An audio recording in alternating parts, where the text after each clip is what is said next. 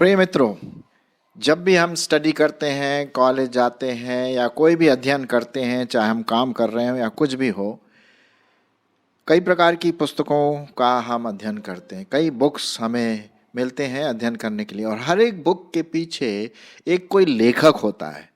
बिना लेखक के तो कोई किताब मिलती नहीं है। आप जानते हैं अच्छी तरह से। आप अगर आपको केमिस्ट्री की कोई बुक चाहिए तो आप बुक स्टोर में जा करके भाई वो फलाना फलाना लेखक का किताब चाहिए, क्योंकि वो उसने उस किताब को लिखा, चाहे वो केमिस्ट्री हो, मैथमेटिक्स हो, सोशल साइंस हो, साइकोलॉजी हो, साइंस हो, मतलब तरह तरह के सब्जेक्ट्स हैं। कंप्यूटर में आजकल बहुत ढेर सारे इंफॉर्मेशन हमें मिल रहे हैं, लेकिन उसके पीछे कोई ना कोई एक लेखक होता है और उस लेखक को पूरा उस पर्टिकुलर विषय के बारे में ज्ञान रहता है, तभी तो उसने किताब लिखी और तभी हम उन किताबों का अध्ययन करते हैं। अब अगर आप बुक स्टोर में जाएंगे आजकल तो आपको मिलेगा हाउ टू डू इट, कैसे करें, इलेक्ट्रॉनिक्स में क्या है, कंप्यूटर कैसे काम करता है, स्पेस क्या है, और स्पेस जर्नी में कैसे हम जा सकते हैं, पॉलिटिक्स, अगर पॉलिटिक्स में इंटरेस्ट है तो पॉलिटिक्स क्या है, ये कैसे काम करता, मतलब ऐसे ढेर सारे प्रश्न आपको मतलब इस प्रकार की किताब आपको मिलेंगे, कैसे, कब, कहाँ, क्यों। और ये जो किताबें होती है ना बहुत इंटरेस्टिंग होती है, क्योंकि ज़्यादातर ये जो आपके जो प्रश्न हैं, भाई ये काम कैसे करता है, मैग्नेटिज्म, चुंबक क्या होता है, कैसे काम करता है, मोटर कैसे काम करता है, और ये सब जो चीज़ें हैं, आप ये छोटी छोटी किताबों को पढ़ करके आपको बहुत कुछ पता चल जाता है। और मैं इसका बहुत इस्तेमाल करता हूँ, क्योंकि थोड़े समय में आप बहुत कुछ सीख सकते हैं। तो अच्छा है, अच्छे प्रश्नों का हमें उत्तर चाहिए होता है। कईयों का उत्तर शायद उतना ना मिले, लेकिन ज़्यादातर जो लेखक हमारे हैं वो कोशिश करते हैं कि हमें इन प्रश्नों के उत्तर मिल जाए। तो हमारा जो आज का टाइटल आप देख रहे होंगे वो है कैसे और क्यों। अब प्रश्न ही उठता है, भाई हमारे जीवन का मकसद क्या है, हम क्यों हैं यहाँ पर, कहाँ से आए हैं, कैसे जीना है कि नहीं। कभी फिर ये भी देखना है कि भाई हमारे जीवन में आगे क्या करना है, किससे शादी करनी है, क्या करियर लेना है, कौन सी नौकरी ढूंढनी है। तरह तरह के प्रश्न हमें हमारे जीवन में मिलते हैं और उसका उत्तर भी सही होना चाहिए। तो एक व्यक्तित्व है जो इन सभी प्रश्नों का उत्तर दे सकता है हमारे जीवन में। हर प्रकार के प्रश्न, चाहे वो किसी भी सब्जेक्ट से क्यों ना रिलेटेड हो, किसी टॉपिक से क्यों ना रिलेटेड हो, वो सब प्रश्नों का उत्तर दे सकता है। और वो है कौन? हमारा प्रभु यीशु मसीह। अब यदि आप इस डायग्राम को देखें तो पहला जो बड़ा लाल सा गोला सर्कल दिख रहा आपको, यीशु मसीह लिखा है। कहने का मतलब यीशु मसीह हर ज्ञान का, हर बुद्धि का स्रोत है। यदि हमने यीशु मसीह को पहचान लिया, सही रूप से पहचान लिया, तो जीवन के जितने भी प्रश्न हैं वो आपको बड़ी आसानी से मिल सकते हैं। अब उसके लिए कई चीज़ें हमें ध्यान में रखना पड़ता है। अब आप देखेंगे कि जब हम किसी लेखक से मिलते हैं और उससे केमिस्ट्री के बारे में जो प्रश्न पूछते हैं, जो उसने लिखी वो किताब, तो वो उसके पास सब उत्तर होता है, क्योंकि तभी तो उसने किताब लिखी। ठीक उसी प्रकार से हमारे जीवन में ये जीवन कहाँ से आया, जीवन का अंत क्या है, मौत क्या है, हम कहाँ जा रहे हैं, कहाँ से आए हैं, हमारे जीने का उद्देश्य क्या है, तरह तरह के इत्यादि प्रश्न हमारे जीवन में आते रहते हैं। शायद आपके जीवन में भी आते होंगे। तो यीशु मसीह जो सेंटर है, जो केंद्र बिंदु है पूरे यूनिवर्स का, पूरे विश्व का, चाहे वो तारागण हो, गैलेक्सीज हो, हमारी पृथ्वी हो या कोई भी ग्रह नक्षत्र, हर चीज का, तारागणों में, स्पेस में आप जाइए, हर चीज का नॉलेज उसके पास है। क्यों? अब आप पूछेंगे क्यों? भाई हमारा प्रभु यीशु मसीह ने सब चीजों की रचना की, वो प्रथम है। हर चीज में वो प्रथम पाया जाता है। उसके पास वो ज्ञान है, बुद्धि है जो और किसी के पास नहीं। कारण वो परमेश्वर है, वो परमेश्वर का पुत्र है, तो उसे स्वाभाविक है कि सब ज्ञान होगा। और उसी ने सारी पृथ्वी की, सारे विश्व की, सारी सृष्टि की रचना की, जो हम देखते हैं और जो नहीं भी देखते हैं, सब चीजों का उसने क्या किया, आरंभ किया। अब जब हम उस व्यक्तित्व को जानते हैं जिसने ये सब कुछ बनाया, तो भाई लॉजिकल है तर्क में कि हमें उसके पास ही जाना चाहिए अगर हमारे जीवनों में कोई प्रश्न आता है तो। ठीक है, तो उससे पहले मैं आगे बढ़ूं, मैं इसी प्रभु यीशु मसीह के बारे में कुछ पदों को आपके लिए पढ़ूंगा और जरूर आप ध्यान से सुनिए। क्या लिखा हुआ है? कुलूसियों की पत्री, एक पत्री पाई जाती कुलूसियों, और उसका पहला अध्याय और उसका 13 से 20 पद सुनिए। ये परमेश्वर का पवित्र सत्य वचन क्या कहता है प्रभु यीशु मसीह के बारे में। तो आइए हम पढ़ते हैं, फिर उसके बाद थोड़ा आगे बढ़ेंगे। 13 पद, उसी ने मतलब प्रभु यीशु मसीह ने, उसी ने का मतलब है प्रभु यीशु मसीह ने हमें अंधकार के वश से छुड़ाकर अपने प्रिय पुत्र के राज्य में प्रवेश कराया, जिसमें हमें छुटकारा अर्थात पापों की क्षमा प्राप्त होती है। पुत्र तो अदृश्य परमेश्वर का प्रतिरूप है और सारी सृष्टि में पहलौठा है। देखिए ये पद, और सारी सृष्टि में पहलौठा है, क्योंकि उसी में सारी वस्तुओं की सृष्टि हुई, क्योंकि उसी में सारी वस्तुओं की सृष्टि हुई, स्वर्ग की हो या पृथ्वी की हो, देखी हो या अनदेखी हो, क्या सिंहासन, क्या प्रभुताएं, क्या प्रधानताएं, क्या अधिकार, सारी वस्तुएं उसी के द्वारा और उसी के लिए सृजी गई हैं। कहने का मतलब यहां पर जो दिख रहा है कि सारी सृष्टि जो हम देख रहे हैं या जो नहीं भी देखते हैं, वो सब चीजें परमेश्वर ने बनाई। सारे अधिकार, प्रभुताएं, पृथ्वी, तारागण, जो भी हम सोच भी सकते हैं, सब कुछ परमेश्वर ने बनाया और उसी के लिए, प्रभु यीशु मसीह के लिए ही बनाया गया है और किसी के लिए नहीं बनाया गया। ये जैसा हमने अभी देखा। 17वां पद, और वही सब वस्तुओं में प्रथम है वो, और सब वस्तुएं उसी में स्थिर रहती है।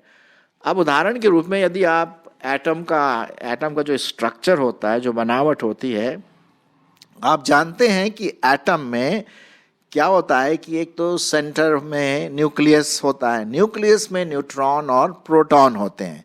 ठीक है, और उस न्यूक्लियस के चारों तरफ इलेक्ट्रॉन घूमते रहते हैं और वो भी बहुत स्पीड से घूमते रहते हैं। आपने कभी सोचा कि ये इलेक्ट्रॉन का जो खिंचाव है ये सेंटर की तरफ कैसे होता है? कहाँ से वो शक्ति आती है? अगर आप एक पत्थर लें, आपने शायद एक गेम खेला होगा, एक पत्थर लें और पत्थर को रस्सी से बांध करके, मतलब पतली रस्सी से बांध करके, सुतली से बांध करके अपने हाथ में लेके जोर जोर से घुमाइए। आप देखेंगे जब तक वो पत्थर की रस्सी या सुतली आपके हाथ में है, वो गोल गोल घूमती रहेगी, गोल गोल घूमती रहेंगी। जो पत्थर का खिंचाव होगा वो आपके हाथ में है रस्सी के द्वारा, है ना। लेकिन जहां वो रस्सी टूटी या सुतली टूटी, वो पत्थर कहीं और निकल जाएगा और किसी को चोट भी पहुंच सकती है। ठीक उसी प्रकार से इलेक्ट्रॉन जो है न्यूक्लियस के चारों तरफ घूमता है और अगर वो वहां से छूट गया तो वो इलेक्ट्रॉन कहीं और निकल जाएगा। ठीक है, तो प्रश्न ये उठता है, भाई वो न्यूक्लियस को कहां से वो फोर्स आता है, वो कहां से उसमें सामर्थ्य आती है कि वो जो इलेक्ट्रॉन है उसको पकड़े रहता है? भाई साहब वही तो बात मैं बता रहा हूं, प्रभु यीशु मसीह उसे पकड़े रहते हैं, क्योंकि क्या लिखा हुआ है, और वही सब वस्तु में प्रथम है और सब वस्तुएं उसी में मतलब प्रभु यीशु मसीह में स्थिर रहती है। जब तक उसके हाथ में है तब तक हर चीज स्थिर, और जहां उसने छोड़ा तो सब खत्म। कितनी अच्छी बात है यहाँ पर, एक साइंटिफिक रूप से देखें। फिर 18 पद, वही देह अर्थात कलीसिया का सिर है, वही आदि है और मरे हुए में से जी उठने वालों में पहलौटा, कि सब बातों में वही प्रधान ठहरे, क्योंकि पिता की प्रसन्नता इसी में है कि उसमें सारी परिपूर्णता वास करे और उसके क्रूस पर बहे जाने वाले लहू के द्वारा मेल मिलाप करके सब वस्तुओं को उसी के द्वारा अपने साथ मेल कर ले, चाहे वो पृथ्वी की हो या स्वर्ग की। यहां तक तो जैसा हमने परमेश्वर के वचन में देखा कि जो भी हम चीज देखते हैं, जीवन का पर्पस, उद्देश्य, हम कहां से आए हैं, कौन है, भाई ये सब परमेश्वर ने बनाया, उसे पता है हमारे जीवन के बारे में। वो आपके नाम को भी जानता है, आपके अंदर में जो गुण पाए जाते वो भी जानता, वो ये भी जानता है कि आप अभी क्या सोच रहे हैं, वो जानता है मैं क्या सोच रहा हूं, है ना, या कोई बहन क्या सोच रही, मतलब वो सब उसको पता है। हम तो एक दूसरे को नहीं जान सकते, लेकिन परमेश्वर जो यीशु मसीह है वो सब जानता है, उसको सब ज्ञान है, क्योंकि वो अद्वैत परमेश्वर है। तो उसी में सब चीजें भरी पड़ी हैं, सृष्टि उसी के द्वारा बनाई गई है ना। तो जीवन के जो प्रश्न हैं, चाहे किससे शादी करना है, कौन से कॉलेज में एडमिशन लेना है, कौन सी नौकरी करनी है, कहाँ रहना है, कहाँ मैं जा रहा हूं, मेरे जीवन का उद्देश्य क्या होना चाहिए, जीवन शैली कैसी होनी चाहिए, अरे साहब ढेर सारे प्रश्न हमारे जीवन में आ सकते हैं, है कि नहीं।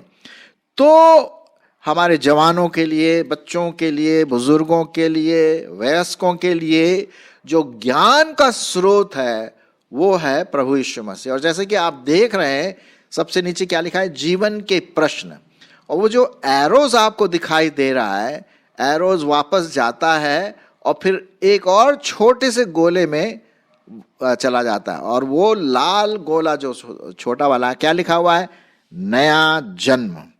कहने का मतलब ये है कि जब हम नया जन्म लेते हैं, जब हम प्रभु यीशु मसीह पर विश्वास करते हैं, प्रभु यीशु मसीह को अपना उद्धारकर्ता मानते हैं, उसको अपना प्रभु परमेश्वर मानते हैं, अपने पापों से पश्चाताप करते हैं, अपने पापों को परमेश्वर के क्रूस की ओर डाल देते हैं, जिसके लिए प्रभु यीशु मसीह हमारे लिए बलिदान हुआ, तब हमें इन जीवन के प्रश्नों के उत्तर मिल जाते हैं। अब देखिए 20वां पद में क्या लिखा हुआ है, और उसके क्रूस पर बहे हुए लहू के द्वारा मेल मिलाप करके सब वस्तुओं को उसी के द्वारा से अपने साथ मेल कर ले, चाहे वे पृथ्वी पर की हो या स्वर्ग की।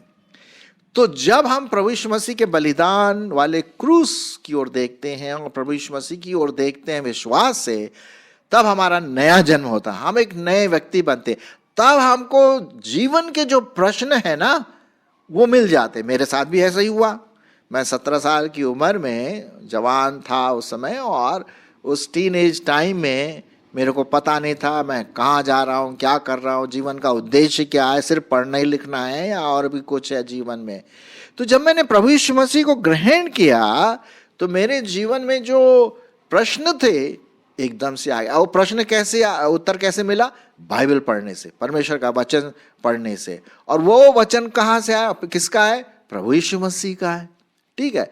तो जब हम पवित्र आत्मा के द्वारा चलाए चलते हैं, क्योंकि जब हम प्रभु यीशु मसीह पर विश्वास करते तो क्या होता है, पवित्र आत्मा हमारे जीवन में आता है और हमें नया ज्ञान, हमें नई शिक्षा, जीवन के बारे में, हमारे पृथ्वी के बारे में, हमारी आदतों के बारे में, हमारे पाप के बारे में, हमारे ज्ञान के बारे में, हर चीज में वो हमारी सहायता करते हैं। आपको शायद ये सुन करके थोड़ा आश्चर्य होगा कि अभी तक जितने वैज्ञानिक आए, ज्यादातर मैं बता रहा हूं, कम से कम 75% जो नए वैज्ञानिक जिन्होंने कई प्रकार के आविष्कार किए, थर्मामीटर हुआ, ग्रेविटेशन फोर्स हुआ, और थ्योरी ऑफ रिलेटिविटी हुआ, और जिन्होंने इंजन बनाया, भाप का इंजन शुरुआत में, जिन्होंने क्या बोलते हैं रिकॉर्डिंग किया, जो प्रथम जो 18 और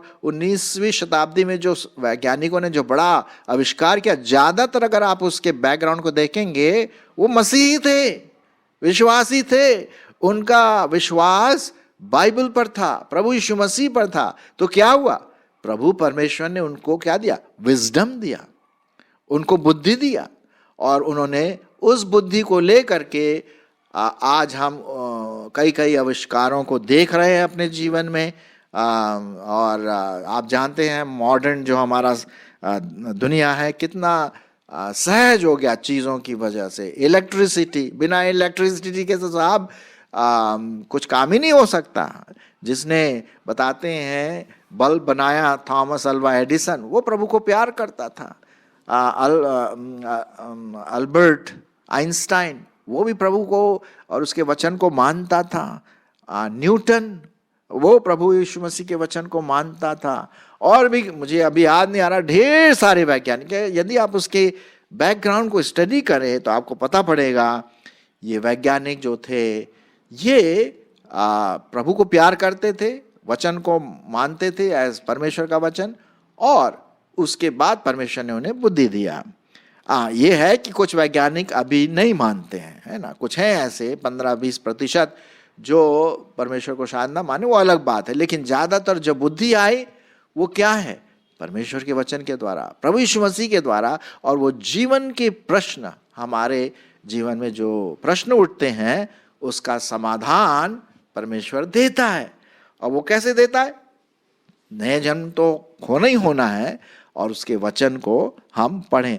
आइए हम उस बुद्धि के जो सेंटर है, केंद्र बिंदु है, स्रोत है, बुद्धि का जो झरना है, जो प्रभु यीशु मसीह है, ज्ञान का जो झरना है जो प्रभु यीशु मसीह है, उसके पास आए। तभी आपको इन सब बातों के प्रश्नों का उत्तर पूरी रीति से मिलेगा। जी हाँ, क्योंकि जब आप प्रभु पर विश्वास करेंगे, नया जन्म होगा, तो परमेश्वर आपको बुद्धि देगा।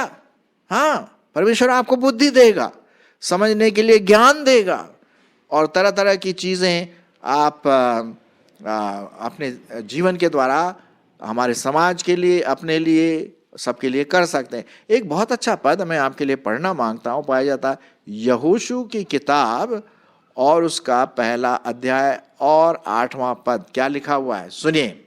वचन की यह पुस्तक, मतलब वचन मतलब बाइबल, परमेश्वर का वचन, यह पुस्तक तेरे मन से कभी उतरने ना पाए, इसी में रात दिन ध्यान दिए रहना, इसलिए कि जो कुछ उसमें लिखा है उसके अनुसार करने की तू चौकसी करे, क्योंकि ऐसा करने से तेरे हर काम क्या होंगे? सफल होंगे साहब। और तू प्रभावशाली होगा, बुद्धिमान होगा, लोग आपको सम्मान देंगे। अरे वाह वाह वाह, क्या बात है कि नहीं? तो प्रभावशाली भी होंगे। तो जीवन के प्रश्न जो हमारे जीवन में आते हैं, हाँ थोड़ा बहुत हम इधर उधर देखते हैं, भाई ये कैसे काम करता, मोटर कैसे काम करता, चुंबक कैसे काम करता है, और क्या बोलते हैं, जहाज कैसे काम करता, कैसे उड़ता, ये तो हमें सीखना है, बहुत अवेलेबल है। लेकिन जीवन के असली जो प्रश्न है, मैं कौन हूँ, मैं कहाँ से आया हूँ, मैं क्या मेरे जीवन का उद्देश्य है, जीवन की परिभाषा क्या है, किसने मुझे जीवन दिया? अरे साहब, ये जो जीवन से संबंधित प्रश्न है वो जीवन दाता ही से पूछना पड़ेगा आपको। और वो जीवन दाता कौन है? हमारे प्रभु यीशु मसीह है। तो मेरे प्रियो, हम जीवन के प्रश्न को लेकर के नया जन्म जब हम ले अपने जीवन में, विश्वास करें प्रभु पर, तो वो प्रभु यीशु मसीह हमें क्या करेगा? आंसर देगा, हमारी अगुवाई करेगा, आपकी अगुवाई करेगा। और आप देखेंगे कि आप बहुत प्रभु में और समाज में बढ़ रहे, और आप एक प्रभावशाली व्यक्ति होंगे। जी हाँ, बाइबल में इस प्रकार से लिखा हुआ है। तो जिस प्रकार से यहाँ पर मैंने जो शीर्षक लिखा हुआ था, पहला वापस चलेंगे शीर्षक, भाई कैसे और क्यों, ये प्रश्न हमारे जीवनों में कई बार आते हैं। अब वो कैसे और क्यों जीवन के जो प्रश्न हैं, नया जन्म के द्वारा, विश्वास के द्वारा प्रभु यीशु मसीह को जाने, और वचन, परमेश्वर का जो वचन है बाइबल, उसको हम प्रथम स्थान दें, है ना। तब हमारे जीवन में एक बदला हुआ जीवन आएगा। हम दूसरों के लिए बड़ा आशीष का कारण भी बनेंगे, ये भी बात मैं आपको बता दूं, ठीक है। तो मेरे प्रियो, आइए हम उस जीवन के प्रश्न को अगर जानना है, और इधर उधर न ताके, क्योंकि और दूसरों के पास कोई जीवन के प्रश्न, वो खुद ही एक प्रश्न बने हुए हैं, ठीक है। हमारा प्रभु यीशु मसीह जो आपसे प्यार करता है, आपको नया जीवन देना मांगता है, उसके साथ साथ आपको बुद्धि और ज्ञान से भी परिपूर्ण करना मांगता है। तो क्यों नहीं हम जीवन के स्रोत के पास आए, क्यों नहीं हम बुद्धि के स्रोत के पास आए, क्यों नहीं हम ज्ञान का जो केंद्र बिंदु है अर्थात प्रभु यीशु मसीह के पास आए। अगर आप विश्वासी हैं, बहुत धन्यवाद की बात है परमेश्वर का कि आप प्रभु को प्यार करते हैं, लेकिन यही बात आप दूसरों को बताएं, अपने दोस्तों को बताएं, अपने पड़ोसियों को बताएं, अपने रिश्तेदारों को बताएं कि भाई अगर आपको जीवन के बारे में जो प्रश्न है उसको जानना है तो जीवन के दाता प्रभु यीशु मसीह के पास आइए, आप दूसरों को भी बता सकते हैं। परमेश्वर आपकी इसमें और भी अगुवाई करे।